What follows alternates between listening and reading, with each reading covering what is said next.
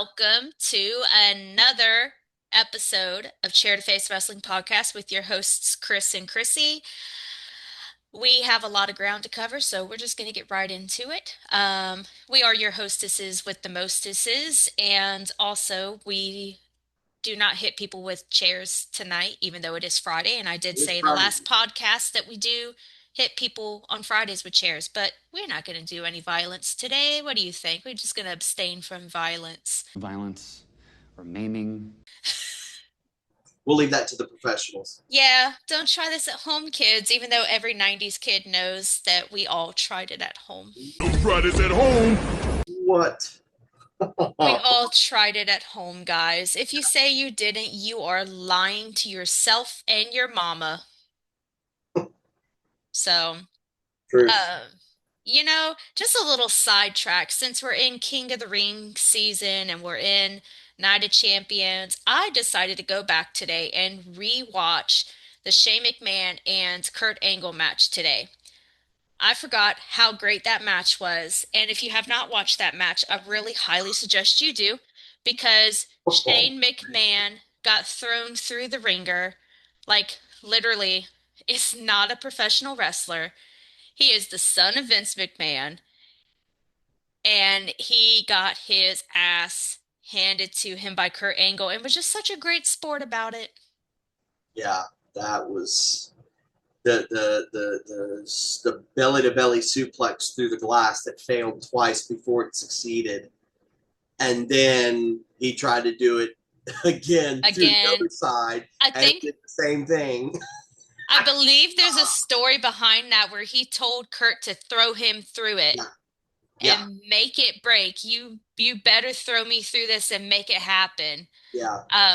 Highly suggest people watch that since landed on his head like 3 times. Yeah, it was pretty brutal, man. Yeah. So ladies and gents, boys and girls, children of all ages, I believe that you should go back and watch that match. Agreed. And, we've had a couple King of the Ring qualifying matches recently. Go watch it. So I'm going to open up with our Suplex Stupid questions, which we don't have a lot because it's only that one person that continues to comment. Disclaimer, y'all suck still. You suck!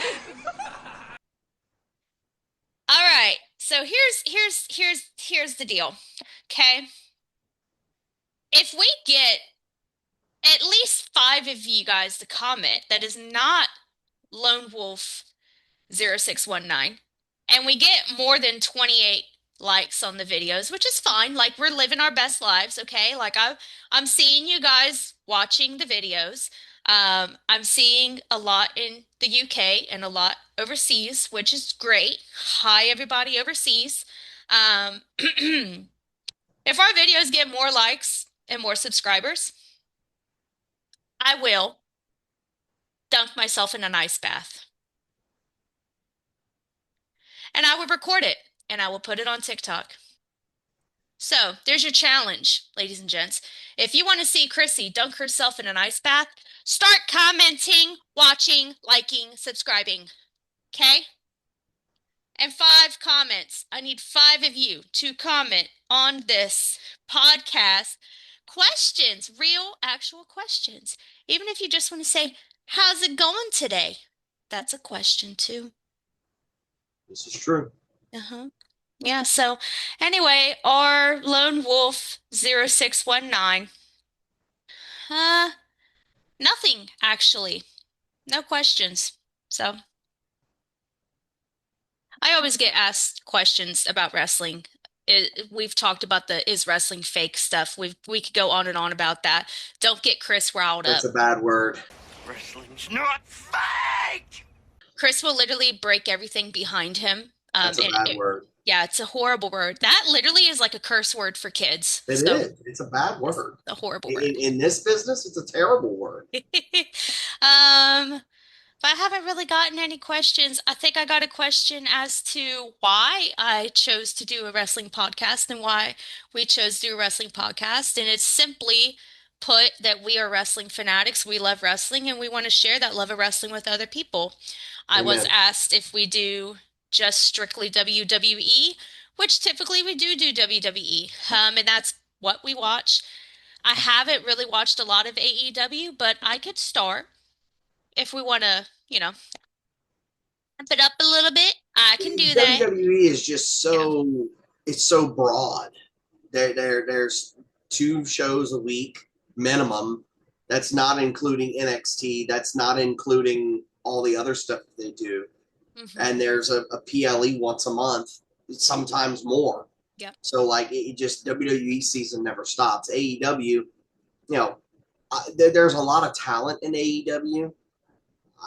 I WWE is kind of my thing. Yep. I've got nothing against AEW, but WWE is that's my thing. Look, So, we love wrestling, so this is a wrestling podcast. Um, Another question was, where did we come up with the name? Which, when we were creating the podcast, and I hit Chris up and I said, I'm doing this. We are doing this. This is going to happen. I think I laid in bed till 2 a.m.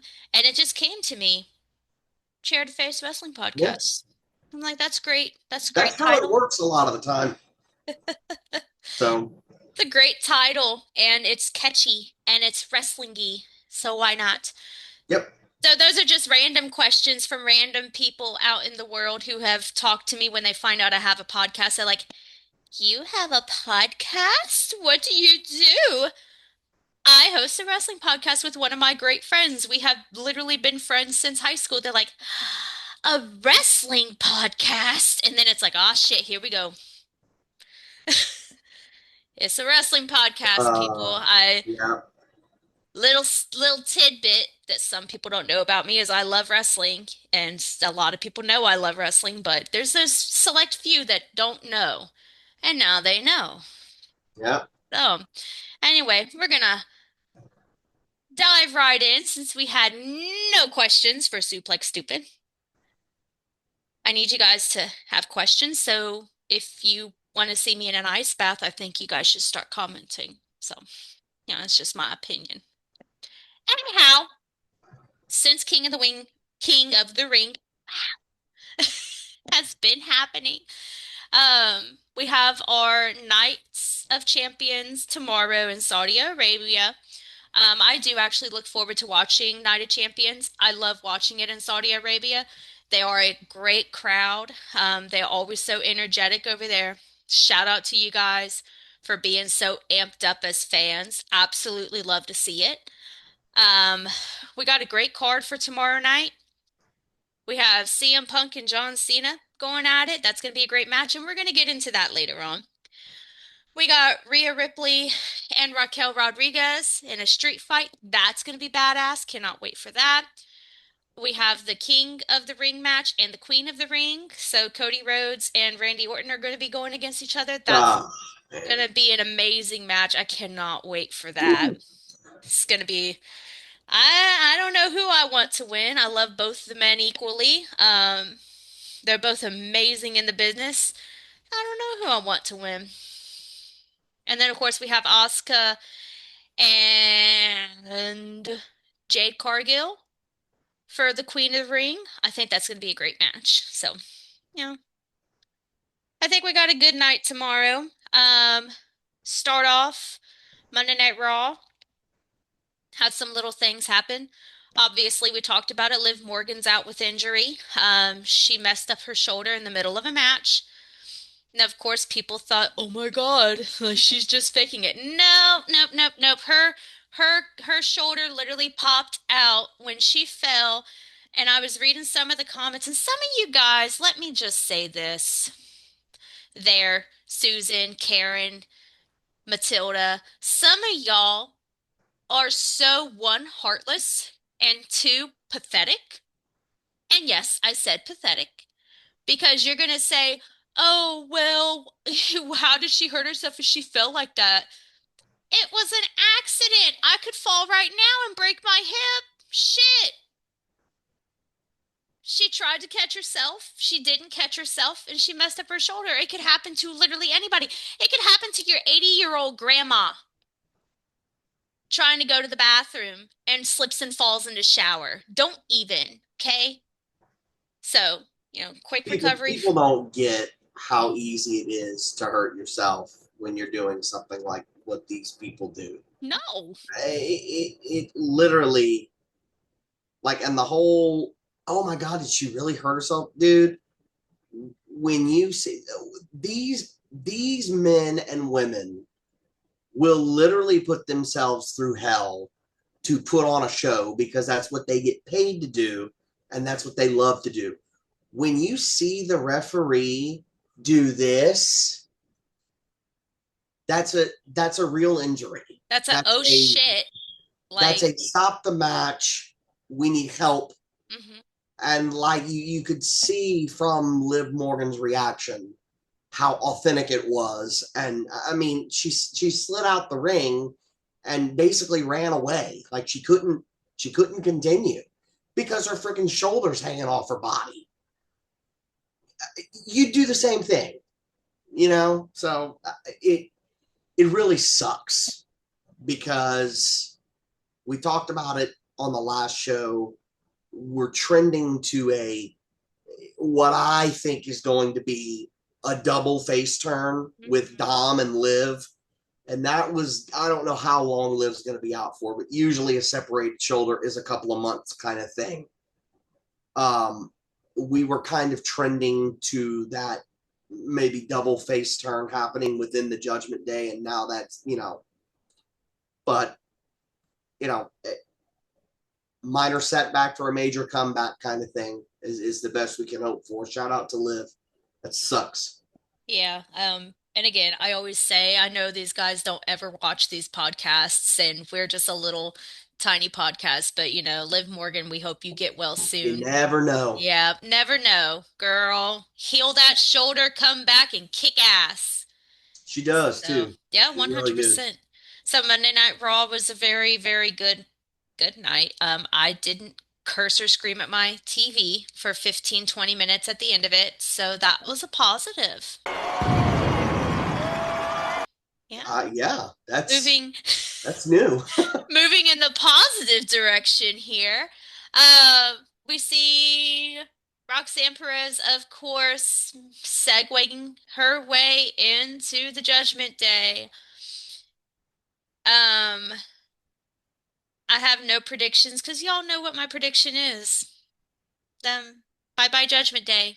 It's going to be interesting to see. Maybe this Liv Morgan injury thing turns out to be a good thing Yeah, because now they can kind of use it in the storyline. Now Liv is not there to stand in Roxanne's way, kind of thing. And so Roxanne is now the dominant female in the Judgment Day. And just when Roxanne thinks she has all the power, boom, here comes Liv Morgan. She returns. It may be a blessing in disguise. Yeah, I just hope that her injury is not, not super, super severe. yeah, I hope she came out on the better end of the deal, but we'll see. yeah, we will see. And then let's see what else happened Monday night. Of course, we had the big dog come out with Seth Rollins. Hoo, hoo.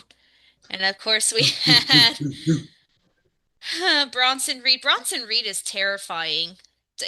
Absolutely terrifying. Like, if I see that boy marching down an aisle in the grocery store, I'm running away. He is quite the menacing creature. Imagine that standing above you. You're laying down on a mat looking up at the ceiling, and you see that big old man getting ready to jump off the top rope, which, by the way, is very athletic. Um, for him and just his size. I love the big guys because they are so athletic, like freakishly athletic. Yeah. I can't even move like that, okay? But to see him, like, you're here and see this big old man jumping down like this, Lord Jesus, take me home. The the other one that I always thought had that same kind of freakish athleticism for a guy that big was Umaga. Oh God, yes. Dude, Umaga, you God rest his soul. He used to fly halfway across the freaking ring. That tsunami that Bronson Reed does. Umaga, who is not, I think Bronson Reed is probably a little heavier than Umaga was, but when that dude would fly halfway across the ring to hit that crossbody splash, whatever you want to call it. Umaga was a freak, dude. Like to your point about the freakish athleticism of those Yeah. guys, Umaga was a freak. Yeah, Bronson is he's quite the specimen. He's quite the specimen. Very specimen-y. Um, and Seth Rollins, I just, it's just fucking Seth. Let's see, this week, his outfit, I still call him Neo from the Matrix every time he comes out in some kind of leather. So great, man.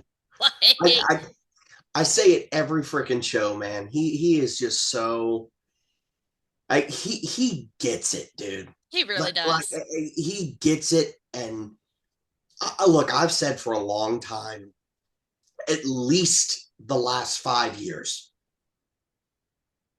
when you line and I'm going to pay him the ultimate compliment here because I think the craziest thing and I've always thought this about Seth Rollins with all the stuff that's going on in the WWE, the Cena thing, and now with CM Punk, and then Cody's back, and he's got the match with Randy, and the women's division is what it is. Seth Rollins flies under the radar. And even without Roman Reigns being there right now, Seth Rollins flies under the radar. I have said for at least the last 5 years, if you stack them all up and you put them in a line and you say you get the whole package, you get the athletic ability, you get the promo skill, you get the character, you get the ring IQ, you put it all together and you line all the best ones up. I'm taking Seth Rollins, dude. Like the dude gets it. He is such a good heel. And he is the thing I've always loved about him is that he's so freaking committed to whether he's being a face, whether he's being a heel, he is 100% that. And just like he puts everything into it. He is, yeah. I I love Seth Rollins. Love Seth Rollins. I'm still, waiting for him to cash in, and I know we know the strategy of a Money in the Bank. They're going to cash that in at the most opportune moment. Could it be Night of Champions? But the other thing is, who's he cashing in on? He could cash in on anybody, but Like, you know, the easy thing would be, well, Cena. He's old. You know, after a match, he probably can't. He probably can't go. But I don't see it that way. yeah, I think Seth is going to hold out until there's a big moment for him to I cash in. do too, and Uh, I think it's gonna come when we're not thinking about it. yeah, You know, I don't know. because remember, him and Paul Heyman are always 20 steps ahead of the rest Yeah, of us. a hundred So, percent. you know, um, he came out, and of course, Paul Heyman had the briefcase, which Paul Heyman is like the keeper of the briefcase. Through the rest of Raw, great night. Goldberg came out. I was Oh, super pumped about that. I absolutely love Goldberg. That is part of my childhood watching WCW. Um, freakishly, like that's another freakish athletic man, big man. He will throw you around. I am so excited to watch him and Gunther. That is going to be a great match. I don't know who is going to win. Have no idea, but that is going to be a full-on brawl. yeah, that's the main event of Saturday night's main event. Right. which is in Atlanta, which is Goldberg's hometown. Right. And it's Goldberg's final match. So my inclination is that Goldberg does not win, mostly because they just put the belt on Gunther. Yeah. And if this, I mean, this is being advertised as Goldberg's last match, so it doesn't make a whole heck of a lot of sense for him to win the belt and goes nowhere. Now, I could be wrong. Yep. I could be dead wrong. But look, I have always used the same phrase to describe Bill Goldberg. When I think about Bill Goldberg, one of one. Yeah. He is one of one. I will never forget the image of him being in WCW. This is probably mid 1997, mid to late 97. There is an image of Goldberg because he went on that 173-0 winning streak. There is an image of Goldberg in the locker room, and it's the old school metal lockers, okay? And he's got every title hanging in the locker because he had won the world title, he'd won the TV title, he'd won the US title, he'd won all the belts, and he had them all hanging in the locker, all side by side, and he's just standing there looking at it like, who's next? No pun intended. But like, listen, and I've watched some other podcasts talk about what's going on with Goldberg, and one in particular was the podcast that Bubba Ray Dudley does. Oh yeah. And not Bubba, but his counterpart. I'm blanking on his name at the moment, but he's just going off about how, why does Goldberg get a title shot? He hasn't been there. He's wrestled like 5 matches in 5 years. Why does he just get to come and get a title shot handed to him? And do you really not get it? It's a freaking retirement match. No shit, Sherlock. Again, here we fucking go again. Excuse my French. Here we fucking go again. Uh-oh. Here we go again. You're too focused on the belt. Like, nobody on Saturday night's main event, nobody's going to give a flying crap about the world title. You know what they're going to talk about? They're going to talk about the fact that it's Goldberg's final match. And it's in his hometown. And he's going to get to do it in front of his family, and most importantly to him, in front of his son. Mm-hmm. And his son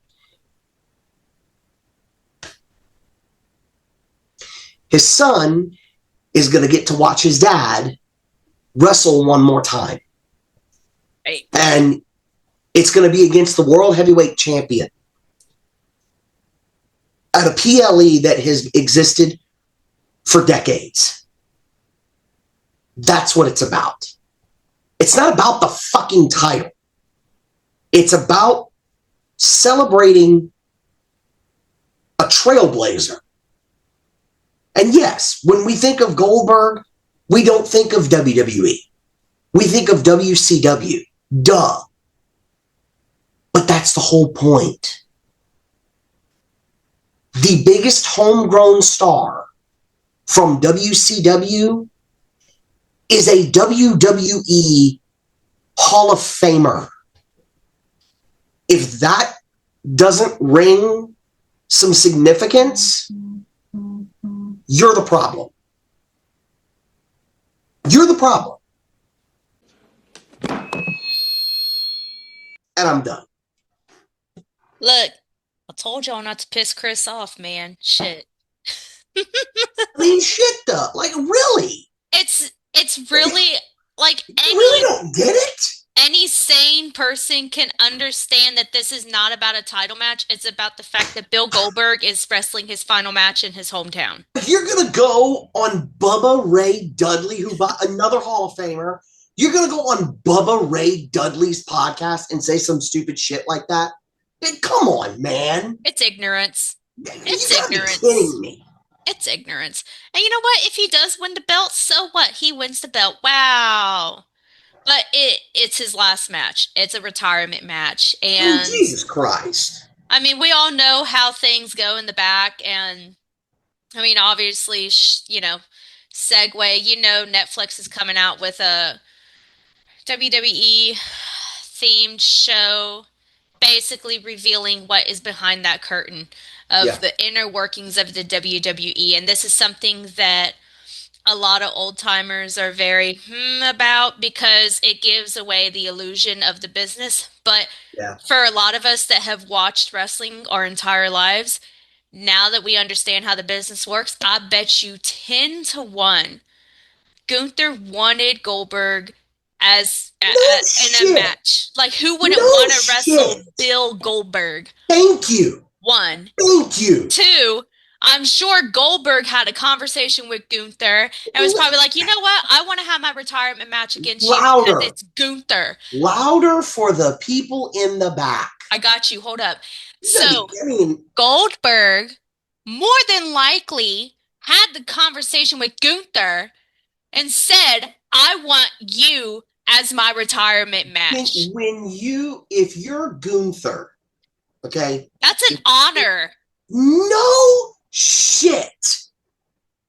Like if you're Gunther, fucking Goldberg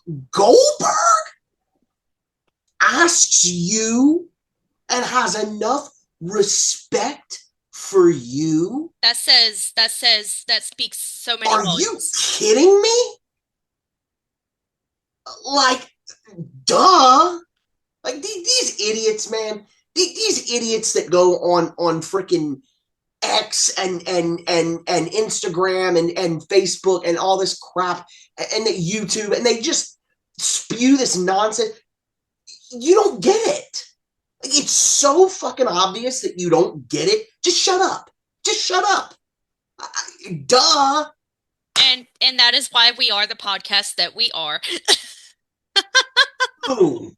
I mean, If you have a problem with that, you can drop it in the comments. Because look, honestly, I'm not a wrestler, and I would wrestle Bill Goldberg. I want him to put me in a jackhammer. If you have a problem with that, I got 2 words for you. Okay, let's go.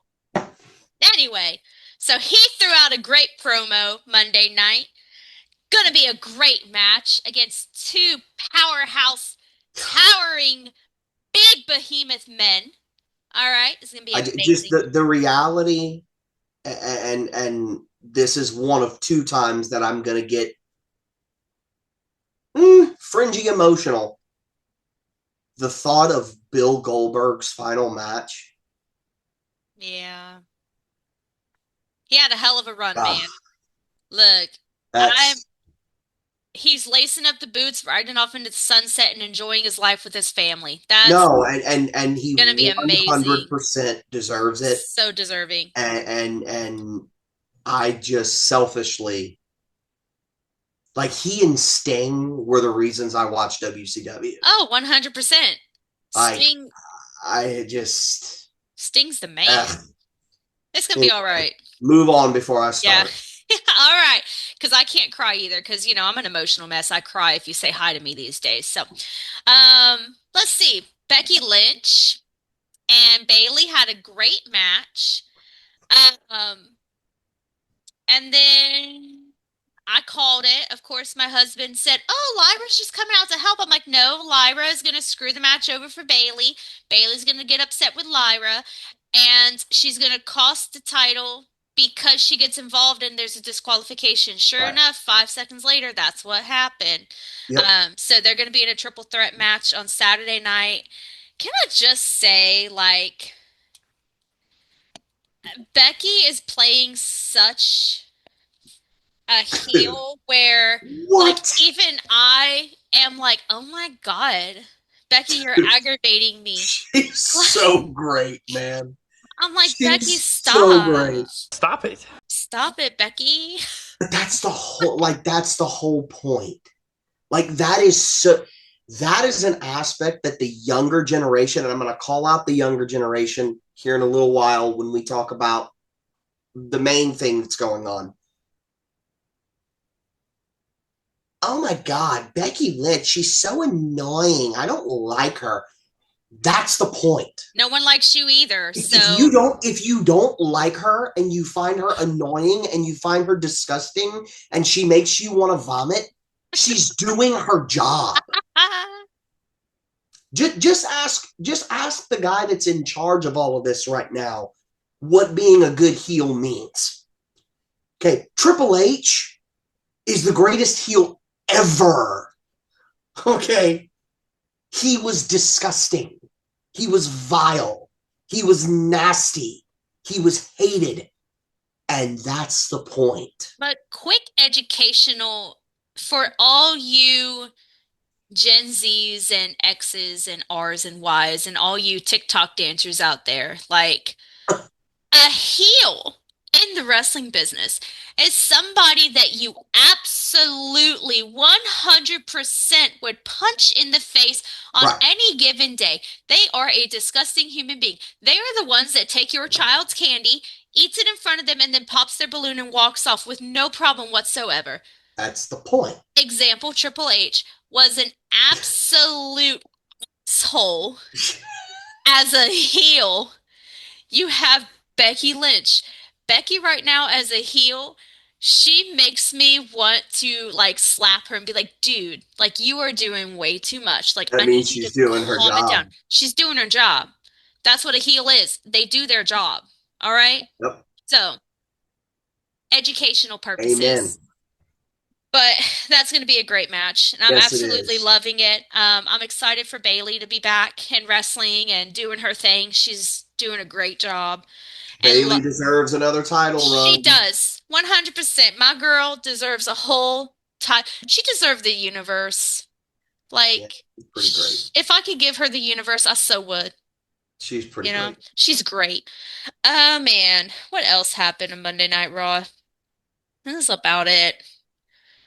My memory is a shitstorm these Deep it, deep it, deep it, deep.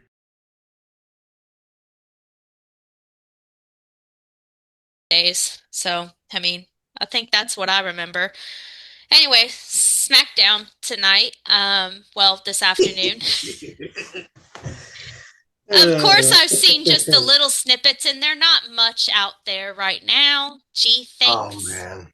But I did see that my boy came out as the Dr. Thugonomics CM Punk with his drug-free knuckles. Dude, it was amazing, man. It was Like, amazing. I think he called him bald at one point. Oh my God, it was amazing. Like, fix your bald spot and come back to wrestle Yeah. type of situation. I think I remember seeing a little bit of that. I'm like, By the way, this is in response to John to Cena's John pipe bomb Cena's last pipe week, bomb promo last week, which was insane. that was amazing. I had watched Listen, it. I really thoroughly enjoyed his take on the pipe bomb. and I'm going to get a little deeper into this as soon as you're done, but Right. he is really, really making his GOAT argument very strong. The things that listen, the original pipe bomb is better, okay, because It's CM that was Punk. all real and It wasn't off scripted. the cuff, okay. This obviously was written, Right. okay. Doesn't mean it wasn't fantastic. It was great. It fits the storyline perfectly, and the delivery. Oh my God! Listen, Cena is that dude, man. Like I just, and I've known it for 20 years. How good John Cena is. He just never loses it, dude. No. He's the only one.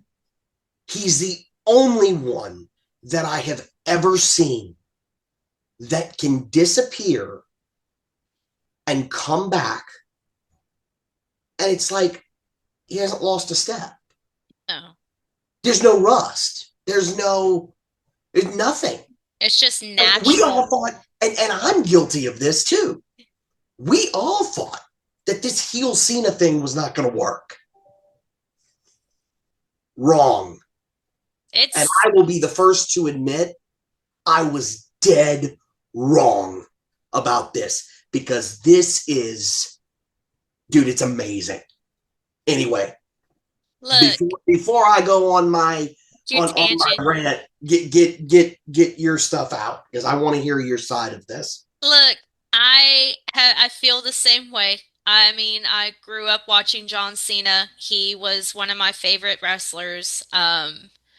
I thoroughly enjoyed his take on his own pipe bomb, which, I mean, I'm a CM Punk girl. I have always been a CM Punk girl. I always have, always will. I will also raise my children to be CM Punk fans. So that's happening, okay?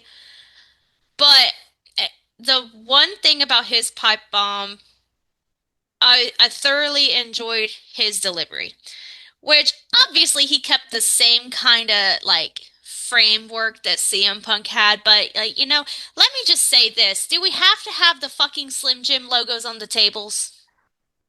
Do we have to put the fucking Slim? I shouldn't be reminded, oh, I think I need a Slim Jim while I'm getting thrown through a table. Why? Can Kind of brings a new meaning to the term snap into a Slim Jim, doesn't it? Yes, I'm gonna snap into a Slim Jim while into the table. Ooh, yeah, Ooh, yeah. and also it's ooh, yeah, it's not oh, yeah. Yeah. Ooh, yeah. If you're not a Macho Man fan, I need you to go watch some of his March. A cup of coffee in the prime time. Yeah, The I need you to cream of the the crop. cream of the crop. That crack was crazy in the 80s. Yeah, that LSD did a lot of stuff, man. But I love Mach. the fact that you had CM Punk in a table and there's fucking Slim Jim logos on the tables kind of threw me back. Yeah, it's But pretty funny. it makes you go back and think about CM Punk's pipe bomb when he had John Cena was smashed into a Yeah, table and he's sitting there in his Stone Cold it, Steve Austin shirt and it's he's an exact going duplicate. off. Right, right. So in tonight's little snippet, You gotta go watch it, man. It's great. I It's great. I need a full video and I'm gonna need YouTube to get on that shit.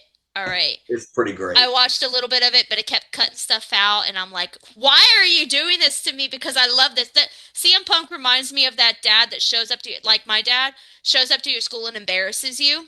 Mm-hmm. You know, Yep. that look does not go for my guy. Like that's not CM Punk. But it was fun to watch. Um, I love how he brought out the Doctor of Thugonomics and just kind of left John Cena there. It's great. I'm Yeah. again, like Chris, I can admit in the beginning, I was like, this is just not, it's not doing it for me. But now, as we've progressed into June, since John Cena's heel turn at Elimination Chamber, business is picking up. Dude. I'm And telling you. he honestly has taken this heel turn and he has made it and crafted it into his own. Like, and this So is the good. definition of a heel. The guy has black and white. He comes out to no big showy nothing. We get nothing. So you get nothing. Okay, John Cena said that clearly. You get nothing. All right.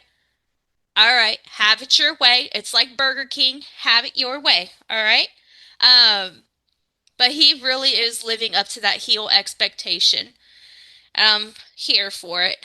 I don't know what is going to happen tomorrow night at Night of Champions. It's been 13 years. Has it been 13 years?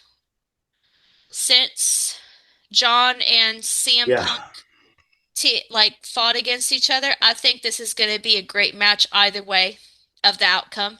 Um, I sadly don't think that my dude is going to win the belt tomorrow night, but having them link up one more time is kind of poetic. I'm going to apologize to you in advance for a couple of reasons.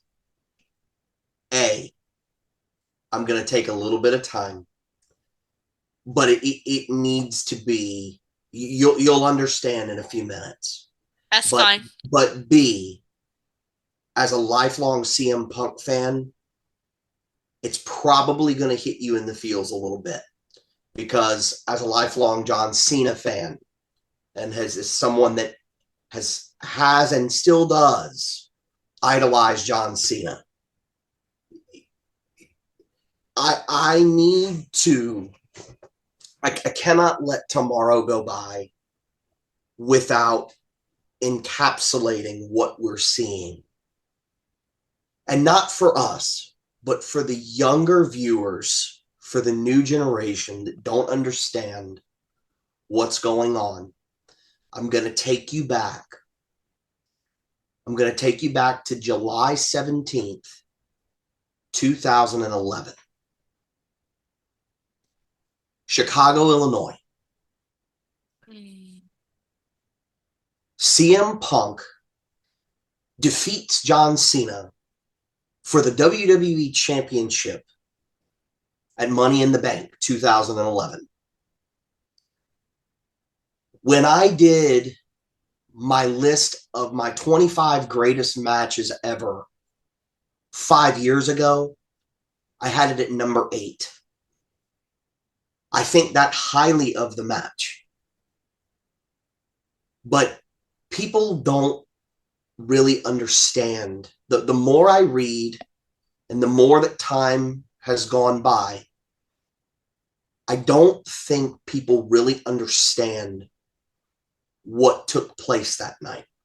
And you used the word just now. This whole thing between Cena and Punk right now, poetic, is the perfect word, because it brings everything full circle. Let me explain for those that don't know, and I don't even know if you know. Vince McMahon and CM Punk did not get along about anything. I'm not spilling any beans here. We know this. Vince McMahon did not want CM Punk to be the WWE champion. That was not a work. He didn't like Punk, and Punk didn't like him. That night in Chicago was so significant to CM Punk's career. John Cena could have force pinned CM Punk. Yeah. He could have forced CM Punk's shoulders to the mat and made him lose in front of his hometown, his friends, his family. He could have embarrassed him. And CM Punk's contract would have expired. And who knows what would have happened.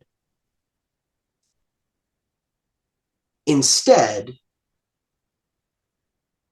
Cena, while not necessarily agreeing with everything CM Punk said, Cena looked across the ring and said, look, this guy's got it.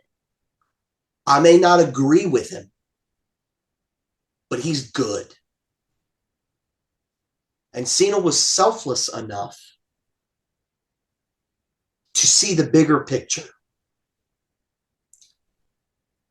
which in turn led to CM Punk getting a contract extension and going on the record championship run that he had at the time.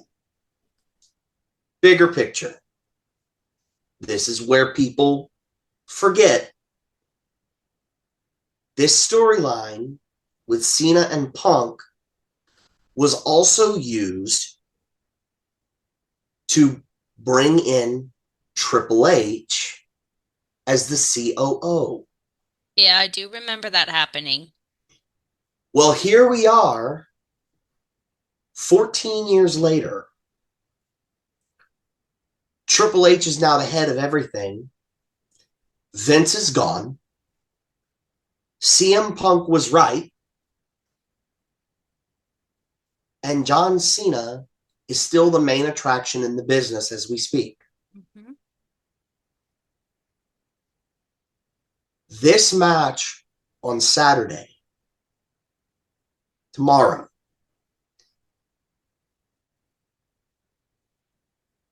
it closes a chapter that has been open for way too long.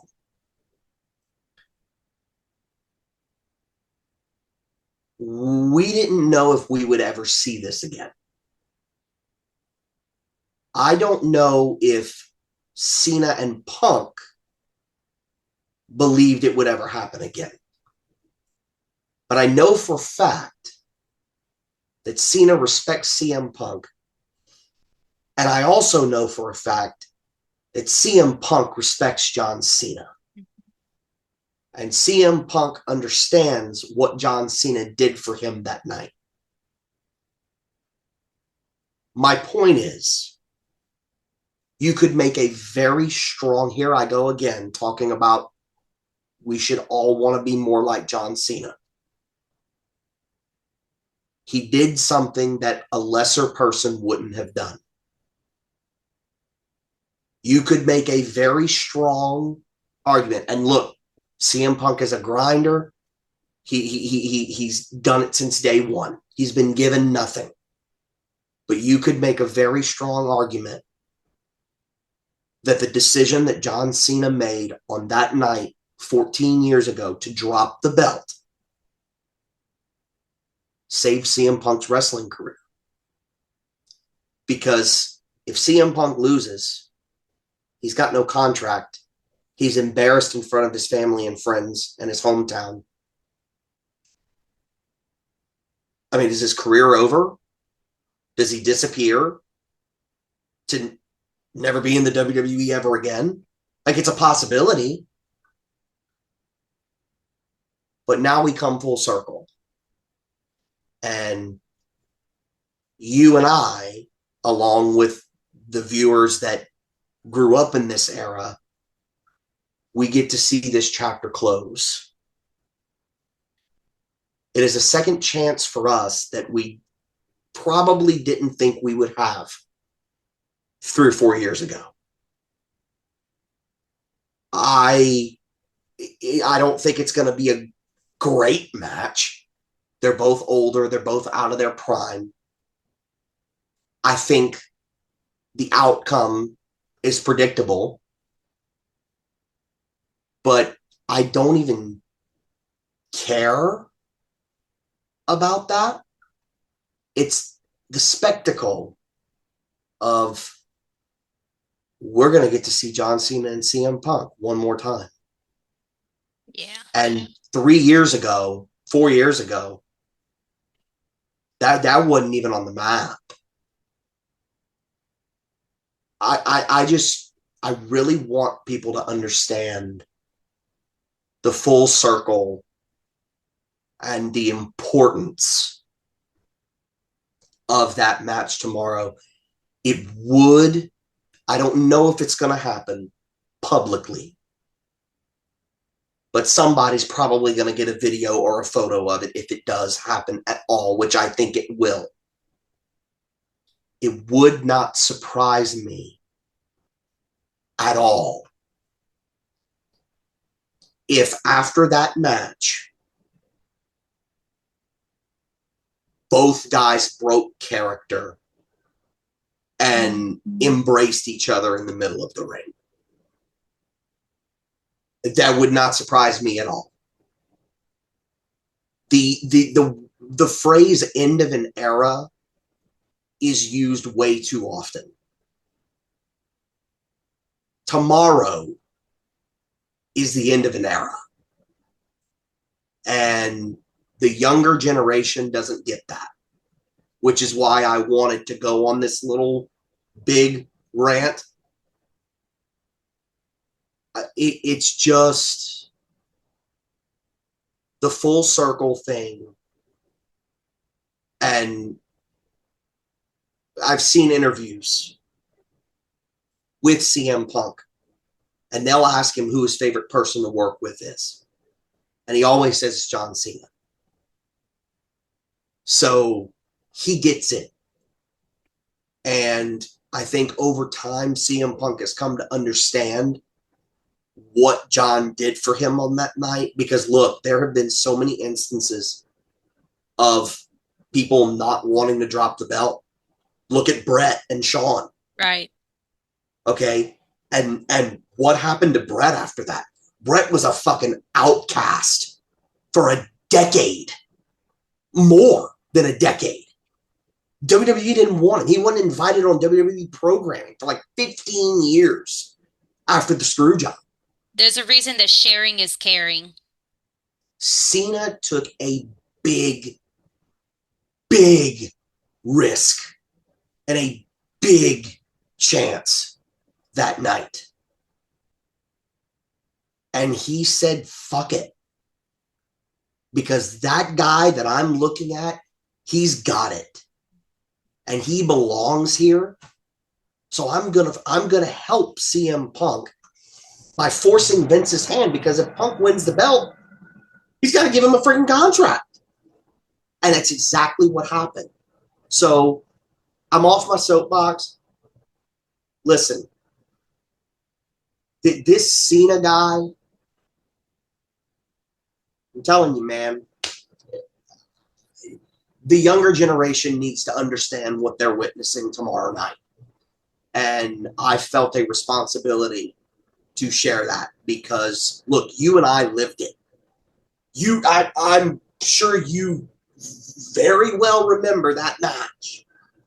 I remember watching it. I remember the image of CM Punk on the barricade going, mwah, and running off with the belt. It was 37 minutes of art. Yeah, it was a great match. It was a great match. I went back and rewatched it, and I remembered how great that match was.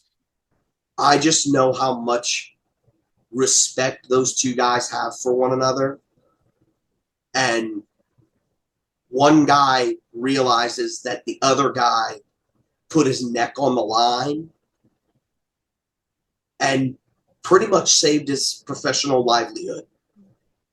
And so tomorrow night, Punk's going to lose because it's returning the favor. Yeah. It's beautiful. I hate to be so kind of, but it is, dude.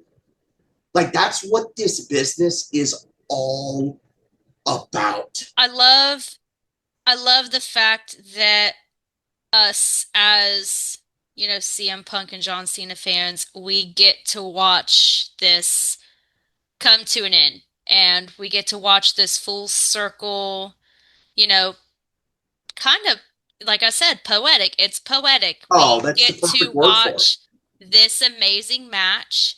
But yeah, I appreciate the educational moment. It's just perspective, man. Right. It's not, I mean, I'm not right or wrong. That's just how I view it. But I feel like, when you do all the math and you look at what's happened, that night in 2011 is pretty doggone significant for a lot of reasons. We still haven't gotten those wrestling ice cream bars, though. No, we haven't. I need Punk to get on top of that, please. John Cena and CM Punk for the last time? Yeah. Really? Yeah. But I also need him and CM Punk to get on those wrestling ice cream bars. That's a tough one to swallow, man. Yeah. It's going to be a great match. I'll keep the tissues standing. We're getting older. Remember how I said like a month and a half ago that these storylines for Cena were going to get more and more emotional and more personal? Here we go, dude. Yeah. This one, like the R-Truth thing, Okay. Yeah. This one, it hits you right there. CM Punk literally had his contract was ending It that was done. night and He he was was done. done. And they didn't know what was going to happen of CM Punk. CM Punk, I don't even think knew what was going to happen to CM Punk that Nobody night. expected Nobody. CM Punk to win. No, no. And it was And the most, Cena said, screw it. here's your He did it. opportunity. And this is something, like I said, when we brought up Bret Hart and Shawn Michaels, when I said sharing is caring. Um, it's the fact that in this life, in general, if I scratch your back, you scratch my back. We look out for each other. It doesn't matter what career, industry, anything. We are all human beings. We look out for each other. And the fact that since we're talking about John Cena and the things that he does, behind the curtains and behind the scenes, he looks out for those who Dude. look out for him. He looked out for R-Truth when we talked about it last week or the week before last, and he looked out for CM Punk. He knew his contract was ending. So why not give him that opportunity that Vince McMahon is not giving him, which we all understand now. Vince, I'm sorry. Look, he gave us these wrestlers. He gave us this. Vince was a disgusting man. All right, and I will not put emotion into that. He was a disgusting man. And the way he treated not only some of the talent in the back that were men, but how he treated most of the women talent in the back. If you crossed Vince, he made your life a living hell. And that's what CM Punk was all against. That's why the pipe bomb happened, which I've talked about it before. He was dissatisfied. We've all had those moments in our jobs, our careers, our lives where we don't leave the job or we don't leave the person because we want to. It's because one, we have no other choice, and two, it's just an unhappy, horrible situation. So You are 100% right. I am. Listen, I digress. I will never defend Vince on that level. Not on this podcast. But listen, to a certain degree, we are all indebted to Vince. From a viewership perspective, from a wrestling perspective, all of this was his vision. So Cena put his neck out on the line because, as you just said, you don't cross Vince. Cena blatantly crossed Vince on that night because he felt that he was doing what was right for another man to be able to provide for himself and his family. Cena is he's a good dude. And this is, it's a hard one to take, man. Well, we're all going to tune in to Night of Champions. It's a hard one to take. Yep. We're all going to enjoy Night of Champions, and I think watching this full circle moment as hardcore wrestling fans and as fans of John Cena and CM Punk, it's going to be a great match. But yeah, that is the rundown. I know we always go so long on our rundowns and then we get tangent with our feelings, which is fine, okay? Like, that is what our podcast is about. This is why we made a podcast, was to do something like this, go down rabbit holes together and talk about wrestling. Which, by the way, like, I'm a Bret Hart person, but I also understand that what he did wasn't right. And again, you're taught that at 3 years old, which, Chris, I'm sure you can attest with this with Sutton, is sharing is caring. Well, sharing is caring sometimes, but it's that, but it's also, it's not like Bret Hart was dropping the title to a freaking no-name jobber. No, he was dropping it to Shawn freaking Michaels.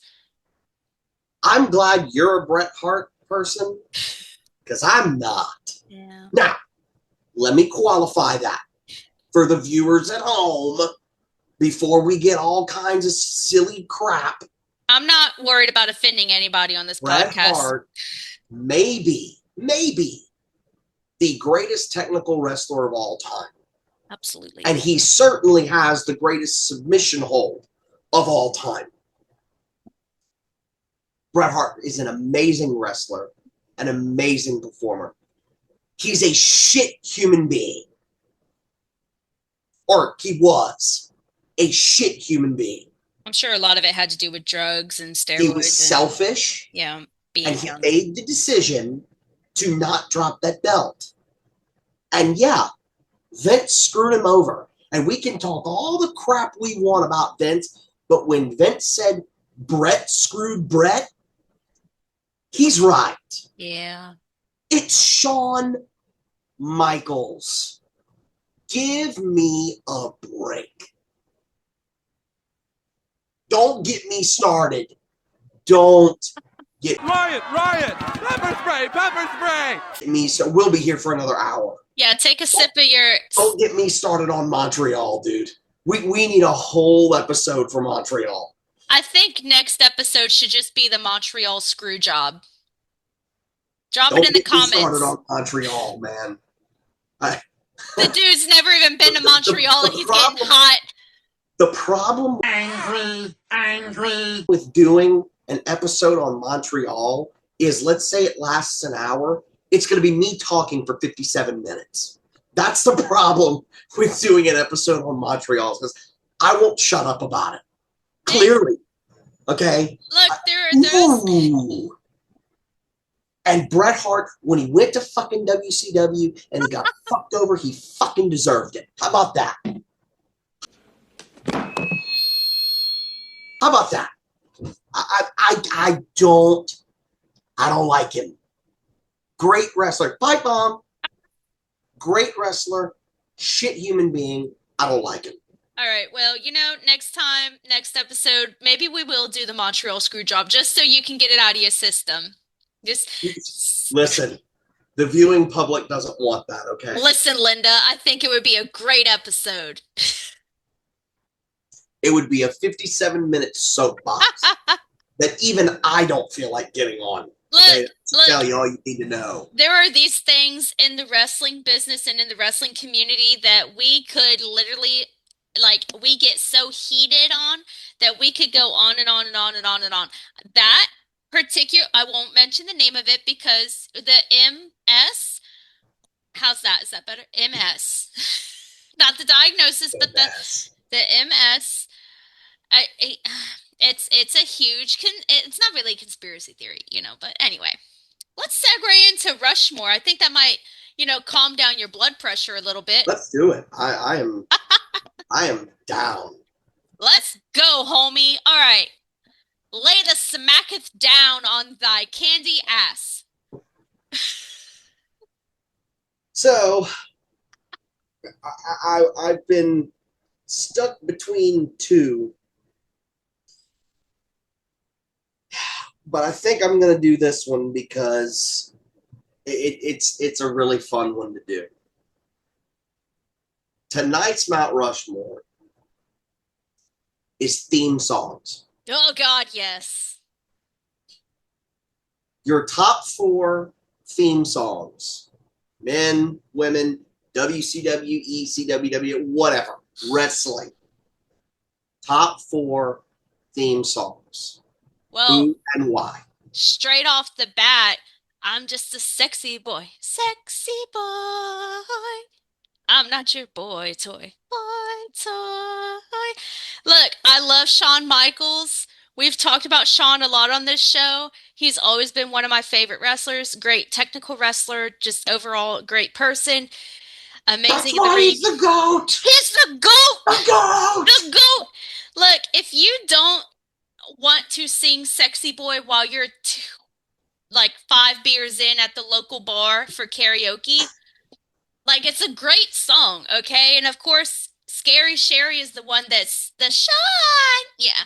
If you don't know who Scary Sherry is or Sensational Sherry, you should look her Sensational up. Sherry. Sherry Martel. Sherry Martel, beautiful woman. Um, I love Shawn Michaels, and that is one of my favorite themes. And then, of course, I have to go with Evolution is a Mystery. There you go. Evolution. Evolution. I Nice. I will sing that sometimes in the car ride on my way to work because it's just so catchy. Um, Evolution is one of my favorite factions, one of my favorite tag teams. Love You them. have Ric Flair. Look, we talked about this forever ago in one of our last podcasts when I brought up factions, and I think it was episode 2. You had Ric Flair, the Nature Boy. Woo! You had Triple H, you had Batista, you had Randy Orton. 4 just powerhouses in the ring. You see I'll where say it Randy. again for those that didn't see episode 2 real quick. 49 world titles between those 4 men. 49. Stomach that. Mm-hmm. Digest that for a few moments, you know?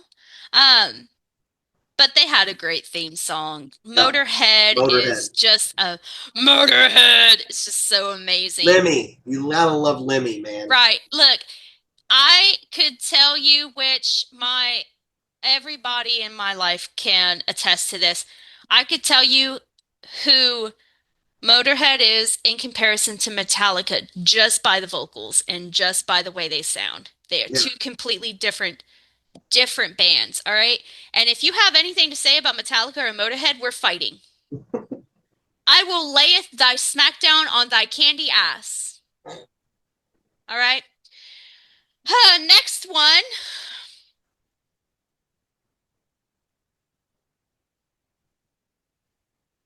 Do do do do do do do do. It's a tough one. There's so many good ones, man. Cult of personality. CM Punk. Look, his kill switch engage, this fire burns. That is an I was gonna say all-time. you're gonna take Cult of Personality over this Fire Burns. This fire burns is a classic, okay? I do blast that in my car a lot. And I get amped up when I listen to any kind of look, I keep all wrestling theme music in my rotation because they amp me up for the day. And if I know I have an important meeting or an important this or an important that, I'm blasting Cult of Personality as I'm pulling in the driveway loud. Cranked on 10 or 15 or 20. And that's why I have bad hearing. I really honestly think as wrestling fans, we should all get together and do like a night of karaoke. Classic. It'd be absolutely classic. Look, we were both in choir, so True. you know, let's see. Another one. Another one.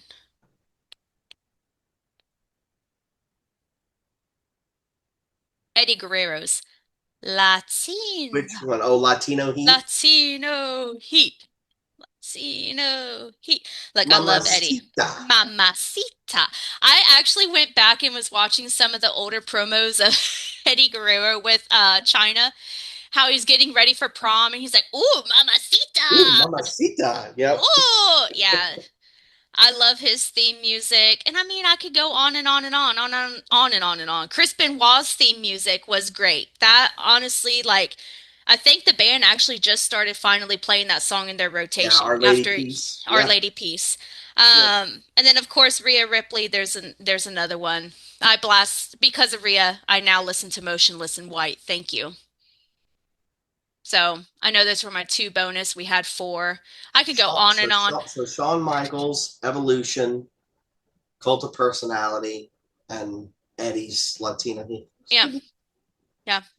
I'm a vibrant person.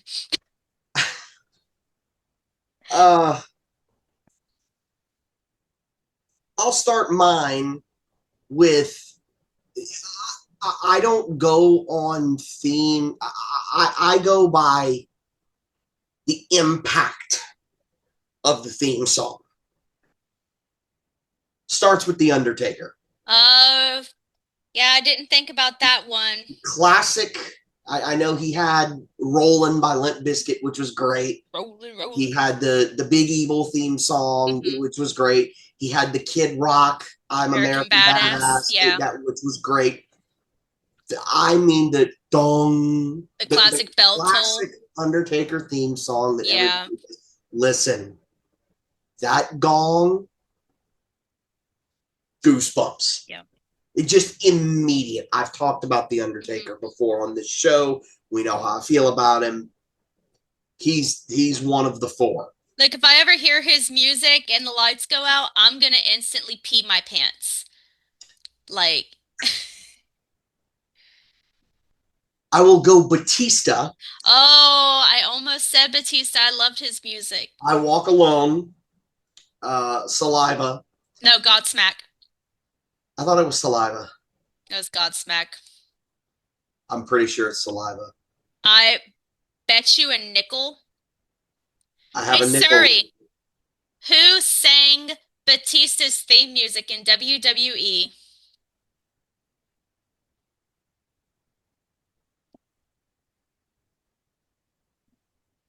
Welcome.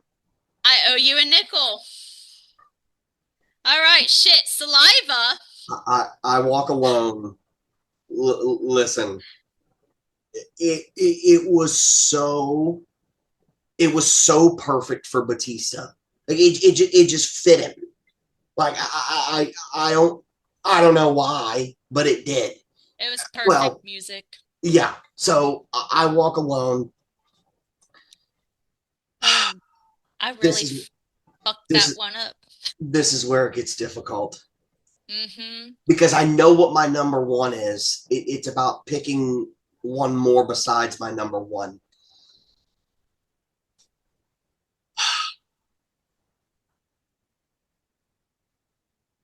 I gotta go Bray Wyatt.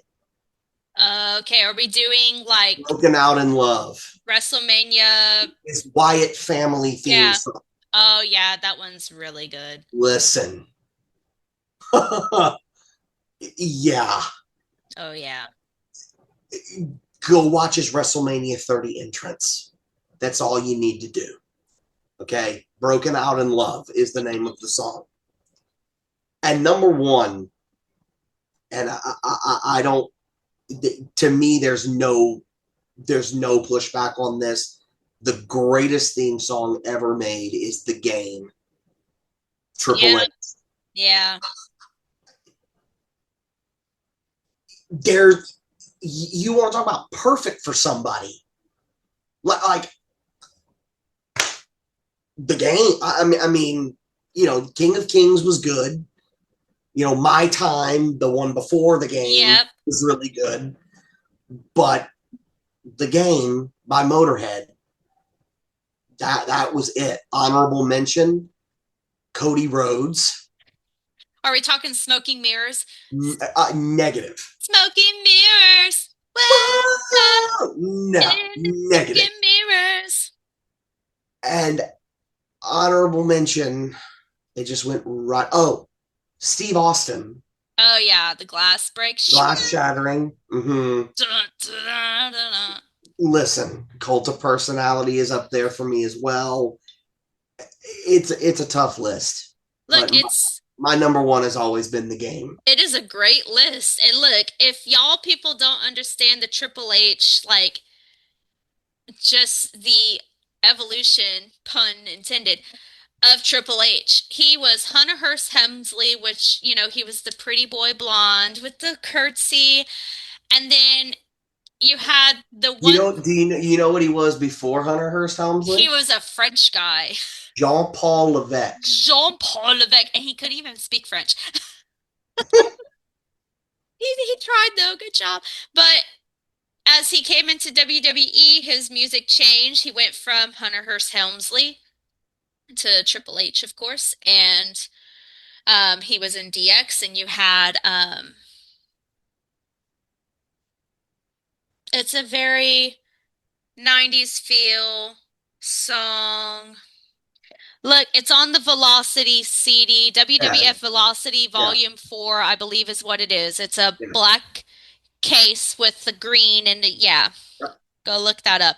When Oh he my went God. out for his injury, I'm very specific, okay? I remember these things. When he went out on injury and he came back as the game because it was time to play the game and he had Motorhead do his new theme music, that was the kicker. And that is his music forever and ever. Amen. And then, of course, we have the King of Kings, which you can't go wrong with King of Kings. That's another part of my rotation every single day. The So, greatest promo, and we'll close with this unless you have something else. nope. The greatest promo of all time, Ooh. and this is that's a big statement. The greatest promo of all time is when Jim Ross is interviewing Triple H in 1999, and Triple H has the bushy-ish blonde hair, and he's got a little bit of facial hair, and he's got that black cap on. It's on an episode of Smackdown. You can go and watch it. It's Smackdown, early 1999, and JR is one-on-one interviewing Triple H, and he starts to talk about the fact that I am a student of this game, yada yada yada, and he gets up to JR and he goes, "I am the fucking game." I remember that happening. That is where that nickname came from. That is where that song originated. Right. And JR, he was so taken aback by, you know, he was legitimately taken aback. He's like, come on, that's not necessary. And Triple H goes, it is necessary, JR. I am the effing game. That's where that started. It's on an episode of Smackdown in 1999. You can go watch it on Peacock. It's right there for you.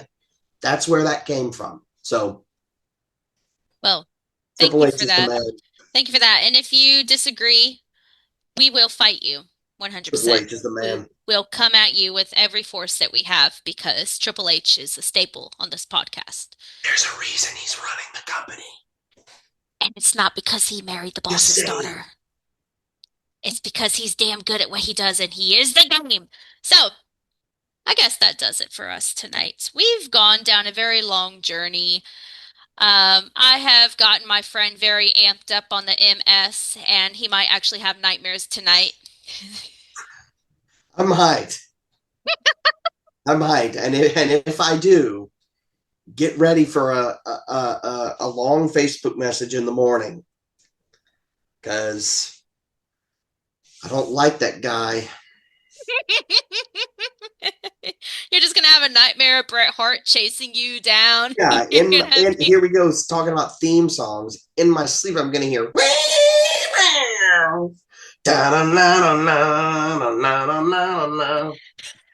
I'm gonna wake up like the Undertaker. Oh God! You'll be like, I hate that guy. I hate that guy, man.